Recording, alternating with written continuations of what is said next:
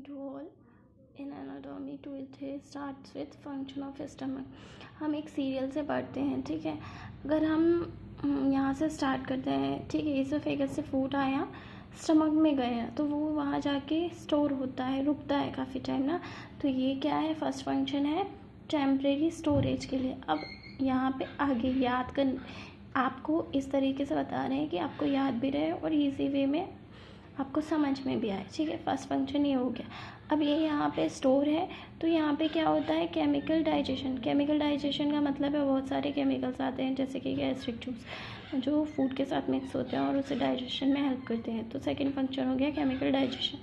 अब chemical digestion यहाँ पे होता है, तो क्या होता है, फूड डाइजेस्ट हो रहा है, तो क्या होता है, जो लार्जर पार्टिकल फूड के होते हैं वो ब्रेक डाउन होते हैं स्मॉल फूड में।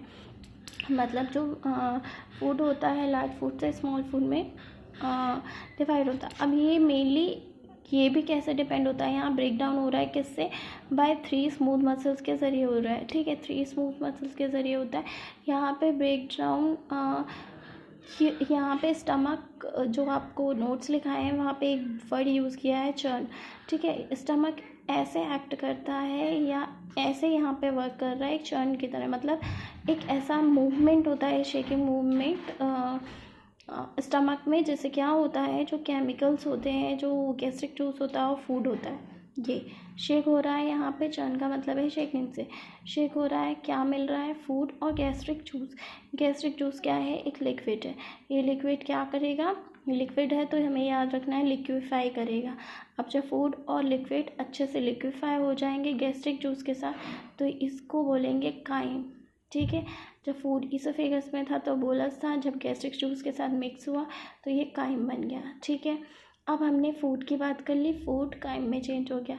अब एक यहाँ पे फूड चीज़ में 2 चीज़ें हैं, फूड और गैस्ट्रिक जूस। फूड की बात ख़त्म हो गई कि फूड काइम में चेंज हो जाता है। अब हम गैस्ट्रिक जूस की बात करें, ठीक है। यहाँ पे थर्ड फंक्शन ख़त्म हो गया है, ठीक। अब गैस्ट्रिक जूस की बात कर रहे हैं। गैस्ट्रिक जूस में क्या होता है, HCl, ठीक है। HCl क्या करता है, हमें डिफेंस करता है कि कोई भी माइक्रोब्स जो हैं, HCl एसिडिक होता है, उस मीडियम के कारण क्या होता है, वो किल हो जाते हैं या हमें नुकसान नहीं पहुंचा पाते, डिस्ट्रॉय हो जाते हैं, ठीक है। ये फोर्थ फंक्शन हो गया। साथ में क्या है, प्लस HCl भी होता है और क्या होता है, इंट्रिंसिक फैक्टर।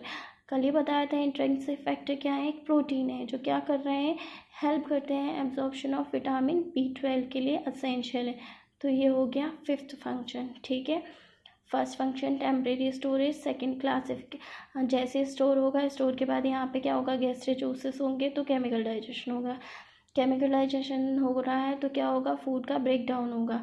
ये मेनली 3 लेयर्स से होता है। 3 लेयर्स, यहाँ पे 3 लेयर्स से होता है। और जो स्टमक होता है वो एक्ट करता है चर्न की तरह, मीन्स शेक करता है किसको, फूड और गैस्ट्रिक जूस को। गैस्ट्रिक जूस क्या है, एक लिक्विड है, तो ये फूड को लिक्विफाई कर देगा और काइम बोलेंगे, यहाँ पे फूड को काइम बोलेंगे फिर, ठीक है। गैस्ट्रिक जूस, ये फूड की बात ख़त्म हो गई, ये 3 फंक्शंस हो गए। अब हम बात करते हैं गैस्ट्रिक जूस की। गैस्ट्रिक जूस में क्या मिलता है, HCl, ठीक है। इससे फोर्थ फंक्शन हो गया। गैस्ट्रिक जूस में इंट्रिंसिक फैक्टर होता है, ये फिफ्थ फंक्शन हो गया, ठीक है। इंट्रिंसिक फैक्टर क्यों ज़रूरी है, विटामिन B12 एब्जॉर्प्शन के लिए। नेक्स्ट 6 फंक्शन हमें क्या ऐसे याद रखना है। अब आया फूड गैस्ट्रिक जूसेस के साथ मिक्स हो गया, काइम बन गया, ठीक है। माइक्रोब्स किल हो गए, विटामिन B12 एब्जॉर्प्शन की बात कर ली। अब फूड आगे भी तो बढ़ेगा, स्मॉल इंटेस्टाइन में जाएगा, तो क्या है, एक पैसेज, एक रास्ता भी बनता है, ठीक है। तो रेगुलेशन ऑफ पैसेज वर्ड याद रखना है। अब रेगुलेशन ऑफ पैसेज से क्या होगा, जो गैस्ट्रिक कंटेंट होगा या गैस्ट्रिक मटेरियल होगा, जो स्टमक में मटेरियल था, वो कहाँ जाएगा, ड्यूडेनम में जाएगा, क्योंकि स्टमक के बाद कौन सा पार्ट स्टार्ट होता है, ड्यूडेनम, ठीक है। अब हमें बात करना है, ये सारे फंक्शन समझ में आ गए। लास्टली हमें हार्मोन वर्ड याद रखना है कि कुछ हार्मोन का भी सिक्रीशन करता है, जिस हार्मोन को हमें गैस्ट्रिक वर्ड से याद रखना है, गैस्ट्रिन हार्मोन का सिक्रीशन करता है। अब हमें स्मॉल इंटेस्टाइन के बारे में पढ़ेंगे। स्मॉल इंटेस्टाइन सीधी सी बात है, अभी बोला फूड क्या है, स्टमक के बाद आगे बढ़ता है कहाँ, स्मॉल इंटेस्टाइन। तो कंटिन्यू होती है जो स्मॉल इंटेस्टाइन किसके साथ, स्टमक के साथ कंटिन्यू होती है। स्टमक ख़त्म होगा उसके साथ कंटिन्यू होके स्मॉल इंटेस्टाइन बनेगी। अब यहाँ से याद रखना है स्टमक कहाँ पे ख़त्म होता है, एंड होता है पाइलोरेटिक स्फिंक्टर पे, और वहाँ से ये स्टार्ट हो रही है, ठीक है। 5 मीटर लॉन्ग होती है। अब हमें थोड़ा सोचना है कि अब जब स्मॉल इंटेस्टाइन की बात हो रही है तो स्मॉल इंटेस्टाइन कहाँ प्रेजेंट होती है, एब्डोमिनल कैविटी में। किससे घिरी होती है, surrounded by the large intestine, इसके चारों तरफ लार्ज इंटेस्टाइन होती है। नेक्स्ट पॉइंट हमें याद रखना है केमिकल डाइजेशन, ठीक। अब केमिकल डाइजेशन वहाँ भी होता है स्टमक में, पर जो वहाँ पे डाइजेस्ट नहीं हो पाया वो सब आके कंप्लीट होता है केमिकल डाइजेशन पूरी तरीके से स्मॉल इंटेस्टाइन में, ठीक है। और साथ में जब यहाँ पे डाइजेशन हो रहा है तो एब्जॉर्प्शन भी सारा जो बचा है वो सब कुछ एब्जॉर्ब कहाँ होगा, न्यूट्रिएंट्स स्मॉल इंटेस्टाइन में एब्जॉर्प्शन हो गया, ठीक है। अब हमें याद रखना है 3 पार्ट्स क्या होते हैं, ड्यूडेनम, जेजुनम, इलियम। ऐसे ही सीरियल से लिखा है याद रखने के लिए, स्टार्ट, मिडिल और टर्मिनल। स्टार्टिंग पार्ट होता है ड्यूडेनम, मिडिल पार्ट होता है जेजुनम और टर्मिनल पार्ट होता है इलियम। जो ड्यूडेनम होता है 25 सेंटीमीटर होता है और किसके चारों तरफ होता है, पैनक्रियाज के हेड के चारों तरफ, ठीक है। मीन्स कुछ इस तरीके से, जैसे मान लीजिए ये पैनक्रियाज बना है तो पैनक्रियाज का ये हेड हो गया, इसके चारों तरफ ये ड्यूडेनम हो गया, ओके। तो ये ड्यूडेनम। अब अगर एक चीज़ और बताऊं इंटरेस्टिंग आपको, कि जो भी पैनक्रियाज में सिक्रीशन हो रहे हैं और गॉल ब्लैडर में वो ड्यूडेनम तक आते हैं। कैसे आते हैं ये देखिए, सॉरी हाँ गॉल ब्लैडर, ये है सिक्रीशन फ्रॉम ब्लैडर और पैनक्रियाज, ठीक है। अब ये दोनों यहाँ मार्क लिखा है, मिला दिया। हेपेटो पैनक्रियाटिक एम्पुला एक एरिया होता है, जैसे क्या होता है वो सिक्रीशन ड्यूडेनम में आ जाते हैं, और ड्यूडेनम में आते हैं जिस मीन्स यहाँ से हेपेटो पैनक्रियाटिक एम्पुला जो एरिया है, ठीक है, एंटर होते हैं। तो जो एरिया है जहाँ पे एंटर होते हैं ये ड्यूडेनम में, उसको बोलते हैं ड्यूडेनल पैपिला, ठीक है।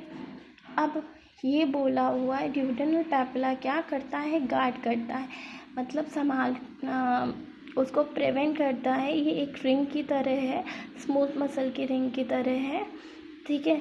तो ये क्या करता है कि कोई भी चीज़ एंटर होना है तो उसको देखता है, ठीक है।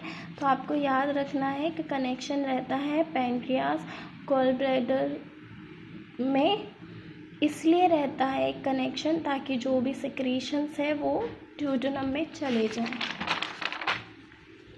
ठीक है। अब हमें देखना है नेक्स्ट सेकंड पार्ट होता है जेजुनम होता है। जेजुनम 2 मीटर लॉन्ग होता है। इलियम जो होता है 3 मीटर लॉन्ग होता है और ये एंड पार्ट होता है। अब हमें यहाँ पे कैसे याद रखना, and at the ileocaecal valve. अब इसको अच्छे से याद रखने के लिए ध्यान से सुनना, स्मॉल इंटेस्टाइन ख़त्म होती है तो क्या लार्ज इंटेस्टाइन आती है। ये स्मॉल इंटेस्टाइन से लार्ज इंटेस्टाइन, ये एरो बना है मतलब स्मॉल इंटेस्टाइन ख़त्म हो रही है तो आगे बढ़ेगी, ये लार्ज इंटेस्टाइन है। ये एरो है कि स्मॉल इंटेस्टाइन ख़त्म हुई, आगे आई लार्ज इंटेस्टाइन, ओके। इन दोनों के बीच में जो वाल्व होता है वो क्या है, इलियोसिकल वाल्व, ये लिखा है। इलियम एंड हुई, सीकम स्टार्ट हुई, दोनों के बीच में एक वाल्व है इलियोसिकल वाल्व, ये मतलब दोनों में एक कनेक्शन बना के रख रहा है। अब यहाँ पे फूड आया, ये इलियम है, ये सीकम है, ये फूड एंटर हुआ, एंटर फूड इलियम में आ गया।